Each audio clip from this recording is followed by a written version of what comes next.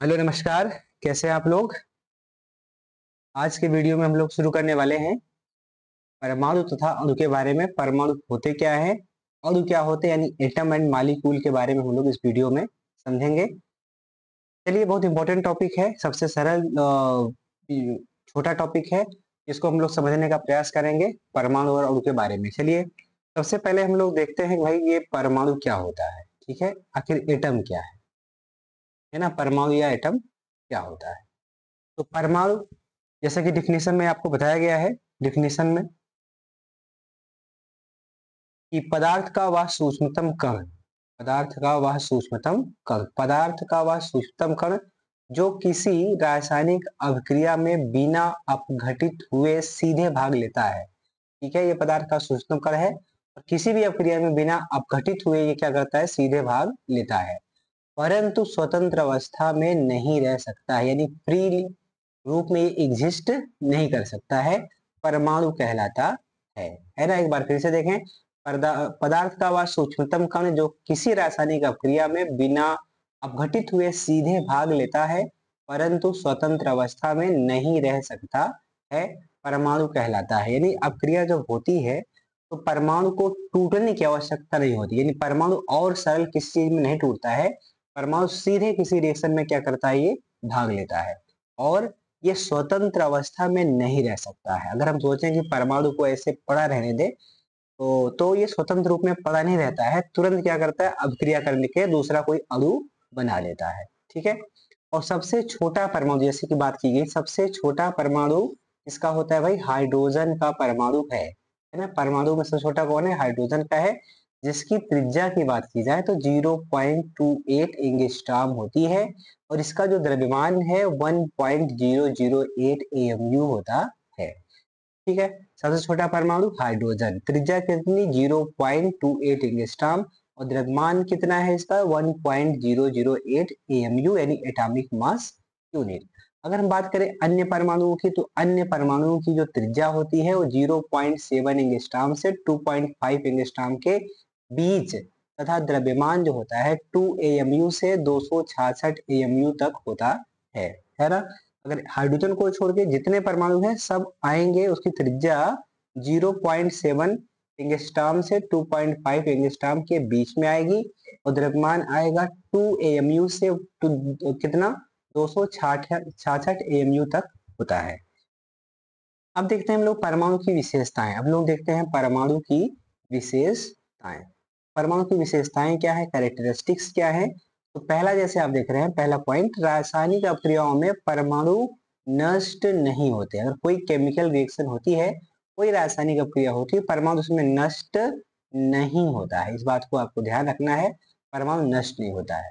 परमाणु, दूसरा पॉइंट है, परमाणु उदासीन होता है। आपको याद रखना है परमाणु कैसा होता है, उदासीन होता है, क्योंकि परमाणु के नाभिक में उपस्थित प्रोटॉनों का धनावेश परमाणु के कोषों में उपस्थित जो इलेक्ट्रॉन है उन इलेक्ट्रॉनों के ऋणावेश के क्या होता है, बराबर होता है। यानी कि प्रोटॉनों की संख्या बराबर किसके होती है भाई, इलेक्ट्रॉनों की संख्या के बराबर होती है। अब प्रोटॉनों पर धनावेश होता है ना, प्रोटॉनों पर क्या होता है, धनावेश होता है और इलेक्ट्रॉनों पर ऋणावेश होता है। तो जितना धन होता है उतना ही क्या होता है, ऋण, यानी जितना प्रोटॉन पर धनावेश है उतना ही इलेक्ट्रॉन पर ऋणावेश है, जिससे परमाणु में कोई नेट चार्ज नहीं होगा। परमाणु कैसा होता है, उदासीन होता है। ठीक है, तीसरे पॉइंट की बात की जाए तो रासायनिक अभिक्रियाओं में परमाणु के सबसे बाहरी कोष के इलेक्ट्रॉन ही भाग लेते हैं। अगर कोई अभिक्रिया होती है तो परमाणु के इलेक्ट्रॉन उसमें भाग लेते हैं। अब कौन से इलेक्ट्रॉन भाग लेते हैं, परमाणु के सबसे बाहरी कोष के इलेक्ट्रॉन। आपको ये याद रखना है, परमाणु के सबसे बाहरी कोष के इलेक्ट्रॉन ही क्या करते हैं, भाग लेते हैं। ठीक है, अगला पॉइंट, परमाणु में प्रोटॉनों तथा इलेक्ट्रॉनों की संख्या क्या होती है, समान होती है। किसी परमाणु में जितना भाई प्रोटॉन होता है उतना उसके अंदर क्या होता है, इलेक्ट्रॉन होता है परमाणु के अंदर, है ना। तभी तो ये क्या होता है भाई, परमाणु उदासीन होता है, जितना प्रोटॉन उतना इलेक्ट्रॉन, प्रोटॉन पर जितना धनावेश इलेक्ट्रॉन पर उतना ही ऋणावेश। ठीक है, तो अगर प्रोटॉनों और इलेक्ट्रॉनों की संख्या बराबर है तो परमाणु क्या होगा, उदासीन होगा। अगला पॉइंट देखते हैं, परमाणु स्वतंत्र अवस्था में नहीं रह सकता है, यानी परमाणु हमारा फ्री फॉर्म में नहीं रह सकता है। ठीक है, याद रखना है। परमाणु परस्पर संयोग करके अणु बनाते हैं, है ना। आखिर स्वतंत्र अवस्था में क्यों नहीं रख सकता है, तो तुरंत क्या करेगा, आपस में संयोग करेगा और क्या बना लेगा, अणु बना लेगा। ठीक है, यानी जैसे हाइड्रोजन है, यहाँ पर दो हाइड्रोजन के परमाणु हैं, दोनों आपस में मिलते हैं और क्या करते हैं, H2 अणु को बना लेते हैं। एक यानी दो हाइड्रोजन यहाँ पर है, एक ऑक्सीजन है, मिलते हैं ये तीनों और क्या बनाते हैं, H2 यानी जल का अणु बना लेते हैं। ऐसे अगर हम लोग देखें, एक नाइट्रोजन होगा और तीन हाइड्रोजन होगा, ये मिल करके क्या बना लेंगे, अमोनिया बना लेंगे। ठीक है, एक कार्बन होगा, चार हाइड्रोजन होगा। ठीक है, चार हाइड्रोजन का परमाणु होगा। ठीक है, चार अगर हाइड्रोजन का परमाणु होगा, ये मिल करके क्या बना लेंगे, मिल करके क्या बना लेंगे, CH4। ये चार हाइड्रोजन का परमाणु मिल करके बना लेंगे आपका CH4। तो ये भाई, ये तो जो बन रहे हैं ये क्या है, ये अणु है। तो ये सब जो मिल करके अणु बना रहे हैं वो सब क्या है, परमाणु है। तो परमाणु मिलते हैं, अणु बनता है। ठीक है, इस बात को आपको ध्यान रखना है। परमाणु कैसा होता है भाई, विभाज्य है। परमाणु कैसा है, विभाज्य है। पहले डाल्टन ने कहा था परमाणु तो अविभाज्य है, लेकिन ये जानकारी बाद में होती है, परमाणु कैसा है, विभाज्य है ना। इसके अंदर क्या होता है भाई, प्रोटॉन होता है, न्यूट्रॉन होता है तथा क्या होता है, इलेक्ट्रॉन होता है। अब जो प्रोटॉन न्यूट्रॉन होते हैं, आपको पता है, प्रोटॉन हो गया आपका, दूसरा कौन होता है भाई, न्यूट्रॉन। ये कहाँ पर होते हैं, परमाणु के बीचों बीच वाले भाग में, इसे नाभिक कहते हैं।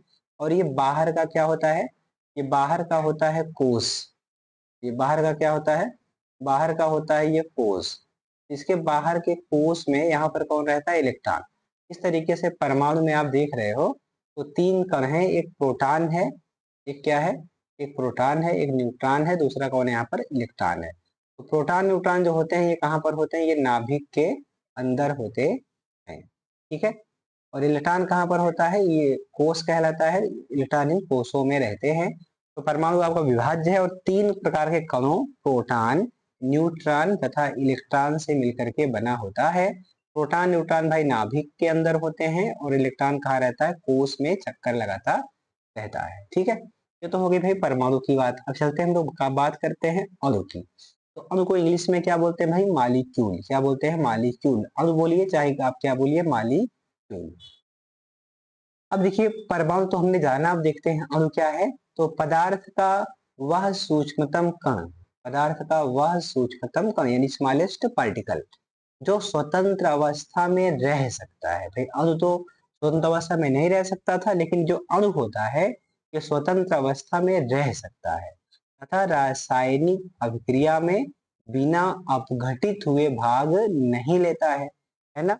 यानी कि ये पहले अपघटित होगा, अणु जब भी कोई रासायनिक अपक्रिया करने जाएगा पहले अपघटित होगा, उसके बाद ही क्या करेगा, अपक्रिया में भाग लेता है। लेकिन अणु क्या होता था भाई, अणु डायरेक्ट अपक्रिया में बिना अपघटित हुए, बल्कि परमाणु बिना अपघटित हुए अपक्रिया में भाग लेता था, लेकिन अणु पहले टूटेगा परमाणुओं में, फिर जाकर के क्या करेगा, अपक्रिया में भाग लेता है। ठीक है, उस पदार्थ के छोटे से कण को हम क्या कहते हैं, अणु कहते हैं। और जो अणु शब्द का प्रयोग है इसको सबसे पहले किसने किया था, एवोगैड्रो ने किया, वैज्ञानिक एवोगैड्रो ने इसे पहले बोला था मालिक्यूल, यानी कि अणु शब्द का प्रयोग किया था, मालिक्यूल शब्द का क्या किया था, प्रयोग किया था। ठीक है, तो हम लोग देखते हैं अणु की विशेषताएं। हम लोग देखते हैं यहाँ पर अणु की विशेषताएं। तो क्या विशेषताएं हैं, क्या इसकी कैरेक्टरिस्टिक्स हैं।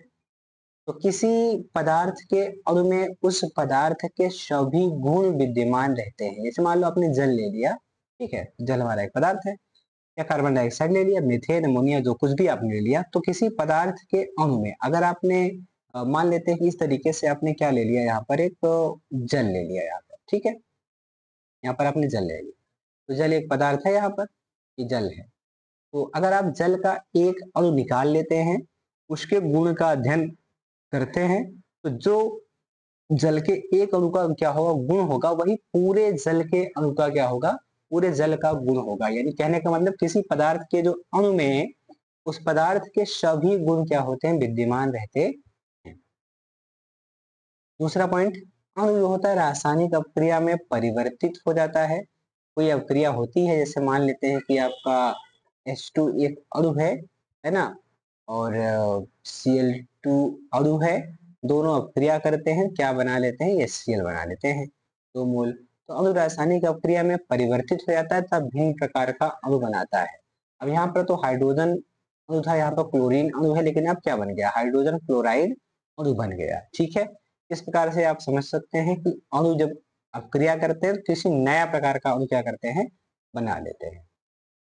और तत्व के अणु में एक ही प्रकार के परमाणु पाए जाते हैं। अगर कोई तत्व का अणु है, जैसे आपका H2 हो गया, N2 हो गया, है ना, O2 हो गया, Cl2 हो गया, सभी क्या है, ये सभी ये तत्व के क्या है, अणु है। इसमें सभी क्या होंगे, एक ही तरह के। जैसे हाइड्रोजन में सभी परमाणु हाइड्रोजन के, N2 में सभी नाइट्रोजन के, O2 में सभी ऑक्सीजन के परमाणु, Cl2 में सभी क्लोरीन के, F2 में सभी किसके हैं, फ्लोरीन के, है ना। इस प्रकार से अणु के अंदर अगर तत्व का अणु है तो उसमें एक ही प्रकार के क्या होते हैं, परमाणु होते हैं। अगला पॉइंट, पदार्थ के अणुओं के बीच रिक्त स्थान पाया जाता है ना। जैसे अगर आप कोई भी जल ले लेते हैं तो जल के ये कण हैं, इनके कणों के बीच में क्या मिलेगा, आपको स्थान मिलेगा। क्या मिलेगा इनके बीच में, इनके बीच में आपको स्थान मिलेगा। तो पदार्थ के अणुओं के बीच रिक्त स्थान पाया जाता है, पदार्थ के अणुओं के बीच में रिक्त स्थान पाया जाता है।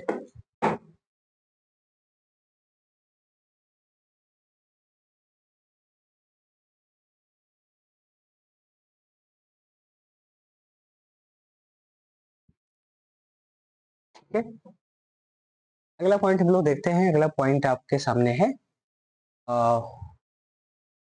क्या है भाई, अणु सदैव गति करते रहते हैं। अगर आप जल के अणु की बात करिए तो इसके जितने भी अणु होते हैं, सारे के सारे अणु हमेशा गति करते रहते, कभी स्थिर नहीं रहते हैं।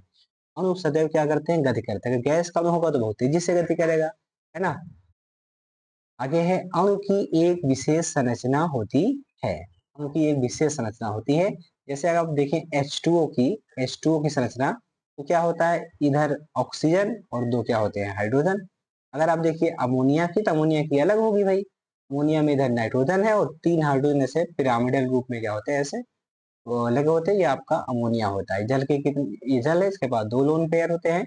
आगे बताएंगे लोन पेयर्स क्या होते हैं। ठीक है, तो ये बात होगी भाई अणुओं की। ठीक है, तो आपने आपको बताया अणु और परमाणु के बारे में।